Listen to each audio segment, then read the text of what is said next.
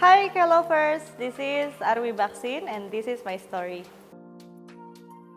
Aku lahir di Jakarta tanggalnya 19 Februari tahunnya 1994.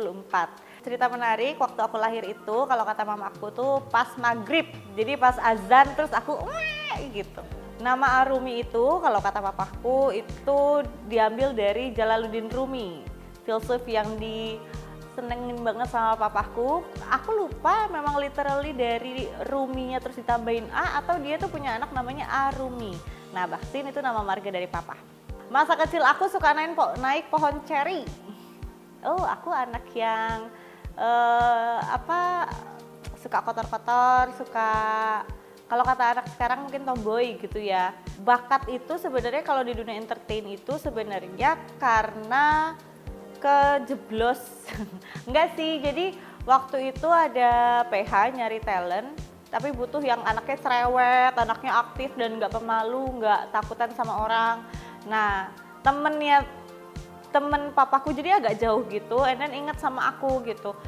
Telepon papa, coba boleh nggak datang ke PH itu, terus oh iya boleh deh dijadiin talent, dan dari situ dengan segala liku-likunya ya akhirnya sampai sekarang. Iya, krisis identitas, krisis bahasa, karena saya waktu kecil tuh bule tapi nggak bisa bahasa Inggris. Jadi kayak, gimana sih kok bule tapi nggak bisa bahasa Inggris gitu. Nah, identitasnya lebih ke waktu kecil-kecil banget ya, aku pernah dulu itu tuh ngerasa aku nih, kenapa ya kok beda sendiri warna kulitnya sama yang lain gitu ya. Aku belum ngerti ada konsep bule waktu itu. Jadi ada orang dari luar negeri atau apa gitu tuh warna kulitnya bisa beda. Nah, waktu itu masih, ini kenapa? Aku kira aku sakit, aku kira aku apa. Ya waktu SD banget mungkin kelas 1 kali ya. Sama teman-temanku enggak, sama adik kelasku iya. Jadi dibulinya tuh kayak diledekin. Gara-garanya ada satu, aku lupa itu FTV atau sinetron judulnya Bule Masuk Kampung. Jadi aku suka pernah ada yang tahu angkatanku itu sinetron ya? Ya aku gede sama sinetron itu karena aku sama adik kelas aku tuh bule masuk kampung gitu. Jadi nggak namanya nangis, cuman mau bales kan gimana, thanksin ya, masa anak-anak kelas 1, kelas 2 tak gitu tak gitu. Itu yang paling diingat. Aku nggak ngerti deh, kalau mungkin aku agak cuek gitu loh, jadi mau bully nggak bully tuh nggak terlalu sadar juga waktu itu. Akhirnya bakatnya ditentukan di situ karena awalnya tuh memang nggak pemalu sama orang tuh. Kan ada anak yang sama orang tuh takut ya, tapi kalau aku tuh enggak, jadi langsung hahaha gitu loh, jadi gampang adaptasi di lingkungan baru. Terus ya biasanya mungkin dulu kan talentnya agak-agak bule gitu kan, sedikit gitu, jadi kalau ada kebutuhan itu aku akhirnya dapat banyak kerjaan dari situ. Awalnya ya banyak kecelakaannya itu, jadi ada satu model untuk pemotretan sebuah salon gitu, dia orang Rusia, jadi mukanya kan bule juga gitu ya. Pada saat hari H udah datang modelnya, terus namanya iklan untuk salon ya, jadi mau dipotong rambutnya sesuai dengan yang di stylish gitu, terus di chat. Nah, modelnya nangis-nangis karena aku nggak mau dipotong, aku nggak mau ini. Terus kata tukang salonnya kan, gimana ya, kamu kan buat model. Akhirnya kebetulan manajemennya model itu temennya papaku, jadi telepon ke papa, boleh nggak, waktu itu aku masih kelas berapa ya, kelas 1 SMP atau belum naik kelas SMP apa gimana gitu. Jadi waktu itu muka aku sih masih muka kecil banget, cuman akhirnya didandanin tua ya, akhirnya masuk juga gitu kan. Cuman aku ya dengan pasrah aja, aku rambutnya panjang terus dipotong, di highlight, di apa gitu kan. Terus pasrah aja, ini emang boleh, aku pun senang-senang. Pas masuk sekolahnya lagi langsung, kok kamu rambutnya begitu warnanya? Oh iya, akhirnya dicat hitam. Aku tuh pengen jadi model waktu belum ada kenal sinetron, karena pertama kali tuh lebih ke kesempatannya tuh banyak juga di modeling ketika udah mulai ABG ya.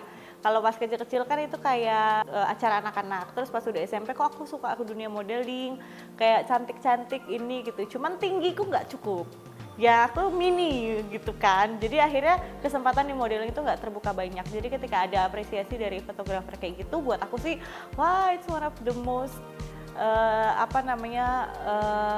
kehormatan buat aku bisa disebut kayak gitu. Sebenarnya karena anak-anak, aku pengen fokus ke anak-anak dulu dan sebenarnya nyambi sih waktu itu nggak pengen vakum banget gitu sebenarnya enggak. Jadi mengalir gitu aja.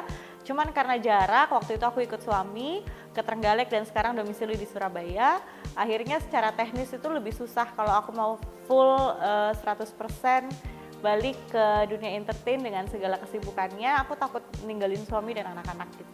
Justru tuh krunya karena di dunia mau dalam sinetron, kemudian di modeling dan sebagainya, orang baru tuh bisa tiba-tiba jadi kayak keluarga karena kita jalanin sebuah project itu kan biasanya kan capeknya bareng, terus ini berjuangnya bareng, deg-degannya bareng. Kalau misalnya jadi ada kenal sama banyak orang, ketemu orang baru terus dan ngerasa disupport gitu. Kalau misalnya sebagai talent gitu ya, agak ngerasa down, agak ngerasa ini, biasanya malah justru kru-krunya yang ngebantu untuk membuat suasana itu lebih baik. Nah di situ aku ngelihat bahwa oh I'm not on this sendirian gitu, aku nggak sendiri di sini gitu.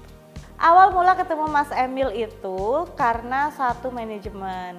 Jadi tadinya aku di manajerin sama mama waktu itu ada kesibukan sendiri, akhirnya minta tolong sama manajerku yang pada saat itu, dan ternyata manajemen itu tuh salah satu talentnya tuh Mas Emil. Mas Emil itu walaupun dulu masih kerja di dunia profesional, tapi ada hobi nyanyi, jadi bisa dibantu gitu sama manajemen itu untuk dari mulai bikin albumnya sampai dengan manggung dan sebagainya.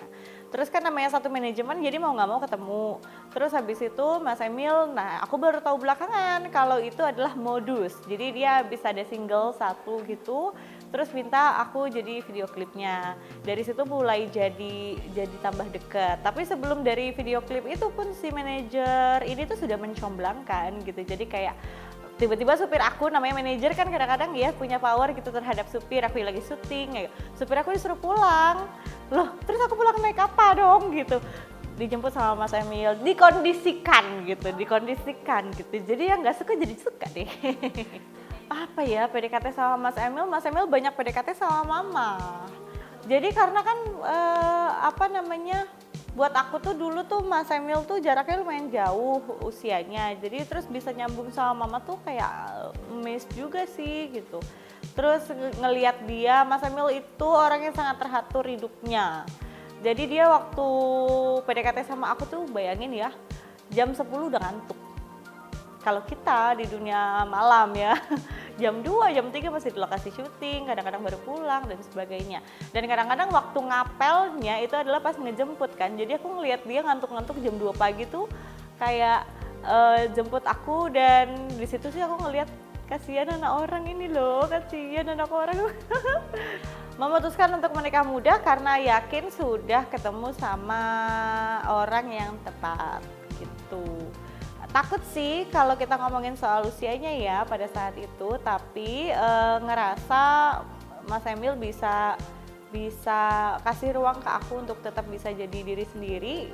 Aku rasa itu mahal banget karena dari banyak cerita dan juga dari cowok-cowok yang pernah deket gitu ya, pasti ada tendensi untuk ngerubah. Kamu harus begini gitu. Nah Mas Emil enggak. Kalau pola pikir surprisingly dari awal tuh nggak terlalu berbeda. Jadi Mas Emil sama aku tuh sama-sama basic value-nya tuh sama. Mungkin itu yang bikin cocok ya. Cuman caranya yang berbeda. Kalau aku kan kalau ada masalah tuh maunya diberantemin gitu kan. Nah Mas Emil tuh kalem. Jadi aku sampai, kamu kalau aku tuh lagi nyanyi disautin biar seru. Ini kan anti klimaks ya kalau saya udah rewel terus kamunya nerimo gitu kan ya. Cuman akhirnya aku sadar bahwa itu yang bikin kita nggak ke-trigger, dan juga Mas Emil cara menghadapinya seperti itu, lebih ngemong. Dan kalau dia Mas Emil mau negor aku misalnya ada salah ada apa tuh nggak pernah nanti kamu nggak boleh begini enggak gitu.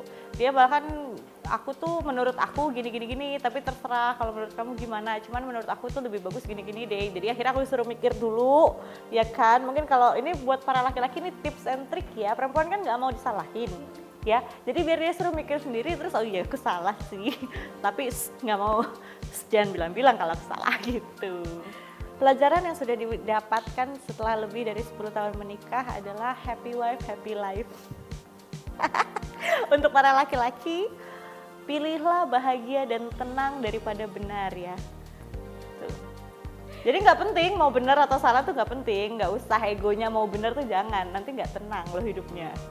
Makin kesini makin romantis, karena aku setting, aku setting kamu harus romantis sama aku dengan segala ancamannya gitu. Tapi tapi iya ada progres sih, maksudnya mungkin dulu aku kodenya in silent ya, jadi kayak ini anniversary, ya Allah kayaknya aku expect tuh ya kayaknya berlimpah bunga, berlimpah apa gitu ya. Tapi ternyata nggak bisa gitu dia dikodein gitu. Kalau misalnya Mas Emil, sayang ini anniversary, aku tuh senang banget, kita tuh udah gini, harus dibawa cerita, jadi aku pengen itu spesial banget. Jadi akhirnya dia terinspirasi kan, akhirnya dia melakukan. Kalau kita diem-diem aja nunggu ini, kebetulan suami aku tuh kurang peka, jadi ya sudah. Saya membuang 5 tahun lah intinya makan hati untuk ketidakpekaan itu. Ternyata ketika udah mulai komunikasi tanpa meminta, jadi itu kan kode ya. Nah itu akhirnya dilakukan. Ya yang bikin aku terpanggil ya karena suami sebetulnya, karena ngelihat pertama kan yang mengabdi, terus yang dapat callingan tuh kan Mas Emil, terus ngelihat bagaimana dia dedikasi banget terhadap masyarakat. Dari tuntutan dari Mas Emil sih sebenarnya nggak ada, cuman perjuangannya dia, terus juga dedikasinya, terus setelah aku lihat dari dekat bahwa apa yang dilakukan itu punya impact kepada orang lain, kepada hidupnya orang lain juga.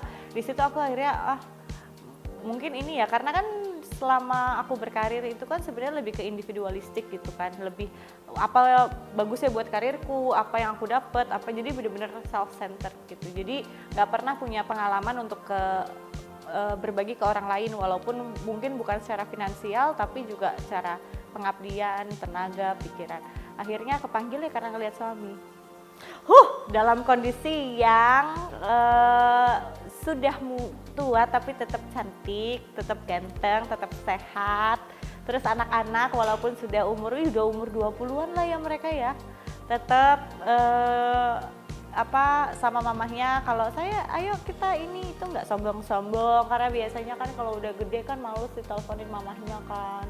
Terus aku sih itu aja Mbak, ngelihatnya bisa aging gracefully, tetap sama-sama, dan hopefully untuk hubungan aku sama Mas Emil sih nggak banyak berubah, karena bukan berarti ketika kita tua itu tuh ada yang harus berubah juga gitu. Karena waktu dari pertama kali ngejalanin rumah tangga itu nggak terlalu kerasa kita berbeda sih gitu. Kita berbeda itu terpaksa harus berbeda itu karena depan anak-anak aja kadang-kadang.